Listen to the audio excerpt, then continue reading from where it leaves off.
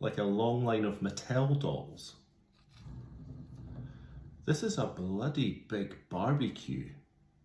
The key to a smooth running barbecue is nailing down the prep, which will be the focus of this particular vid. As they say, failing to prepare means preparing to flail around the kitchen and grill like a madman when the heat gets going. Hey, all of you stop. How are we in the like this? Anyway, onions are a great add to burgers and or hot dog rolls, so I got my kitchen smelling like a New York City food stall on wheels, just without all that lovely gastroenteritis. Butter and will help this pile of slices caramelise nicely. Spice up your life with some jalapenos if you fancy, which will make a great topping or addition to salads if you want to give them all some punch, like they're a mad mantis shrimp.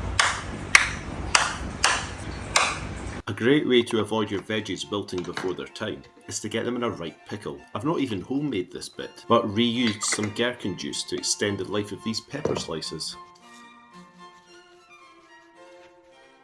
While some folks campaign for fowl to always be free range for welfare and other reasons, I do prefer my chicken Cajuned. I decided to be slightly less lazy on the seasoning front for this next part, crafting my own spice and herb mix together and pastifying it with some olive oil. This isn't a science lab, so just have fun and bung whatever you like together. Call this a California new metal band founded in 1993, as things are about to get corny. What the hell is even that? And go ahead and slap on that seasoning mix like you're maintaining a garden fence with several coats of Ronseal. Just like pet dogs, pigs and blankets aren't just for Christmas. I'm a man, I'm not crying. Better yet, these are full-size sausages which I'll definitely replicate come Christmas this year. Bigger the better, right? You can't have a self-respecting barbecue without burgers on the agenda. So I make a vaguely Italian-themed beef mix, helped by a herb blend brought back by a friend from a recent trip to the Amalfi Coast. Did you know that this food has strong links to a German city? That's right, they're usually so tasty that you can't stop yourself from munching them. Laugh.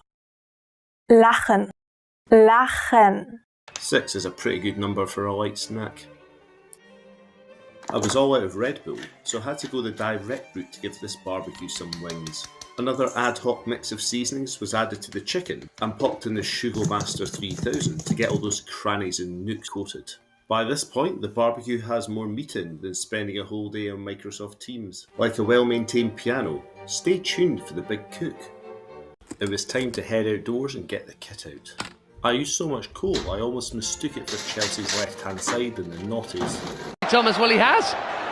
Oh, surely not! Yeah! It's Ashley Cole again! Lesson in perseverance here, as I managed to get the fire going even after brutally crippling this poor wee match. He's already dead! A chimney starter is a great wee tool to get your barbecue coals fired right up in no time at all. Smoking! I keep all my food well in date, so there's no green eggs here, but rather my rusty barbecue that has seen me through many a short British summer. The corn was foiled as well as oiled to avoid it turning directly into ash, and accompanied in there by those things that need a little longer of a cook, like the chicken thighs, sausages, and chunky pigs and blankets. If Murphy's Law is that everything that can go wrong will go wrong, then coleslaw is that you need to have at least some token veggies in your barbecue setup. Carrots are vibrant and colourful, so certainly no grating, although that's exactly what I did to get them in the mix. A splash of green was brought into the palette via courgettes. To mix things up from slicing and grating, I decided to go all dizziness emoji and spiral eyes. I performed some black magic at this point and gave it a little mix. The thing that separates coleslaw from rabbit food is the same thing that stops me being arrested on the high street for indecent exposure. Some dressing. A lemon juice base was flavoured up with whole grain mustard and crispy chilli before I slapped in some thick Greek yogurt to get it to the right consistency to bind it to all the veggie shreddings. Now usually mayo is involved in a coleslaw dressing, but I put it to a vote in my head. The nays won, so the nays lost. Like a pop star rehashing a previous hit, our remix made sure that the dressing was fully applied. At this point, the jalapeno slices from part 1 made a comeback to add a little kick. Back at the Barbie, the burgers came into play. A good barbecue requires the effective use of direct and indirect heat. Direct heat is when the food is immediately above the coals, and indirect heat is the same thing when you say it out loud. That is true. Like Starmer's cabinet this week, I gave the sausages a bit of a reshuffle. It's a shame smell-o-vision doesn't exist, although if you want to be a bit of an etymology geek, it'd be more appropriate to call it telesmell. It's high-key interesting. I was enjoying the smoky, meaty goodness and loving life, which could only possibly have been ruined if a wild animal turned up to try and thieve the goods. Oh, for fuck's sake.